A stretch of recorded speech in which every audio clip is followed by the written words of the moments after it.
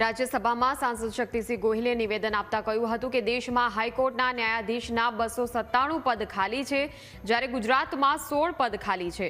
ફોજદારી ન્યાયશાસ્ત્રનો સિદ્ધાંત એ છે કે ટ્રાયલ પહેલા ધરપકડ કરાયેલા લોકો જામીન મેળવવા માટે હકદાર છે, જેલમાં નહીં। પરંતુ કમનસીબે તેમની જામીન અરજીઓ અઠવાડિયા સુધી સાંભળવામાં આવતી નથી।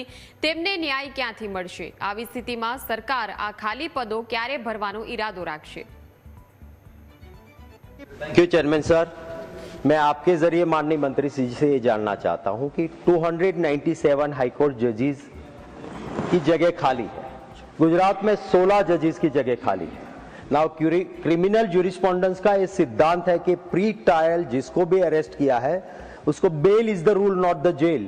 उसकी बेल की मैटर दिनों तक नहीं चलती है, हफ्तों तक नहीं चलती है, बेल की मैटर नहीं चलती है। आप समझिए न्याय कहां से मिलेगा? तो ये जो जजेस की जगह खाली है, आपके पास क्वालिफाइड लॉयर्स एट बार भी है, आप डिपार्टमेंटल प्रमोशन के लिए भी लोग हैं।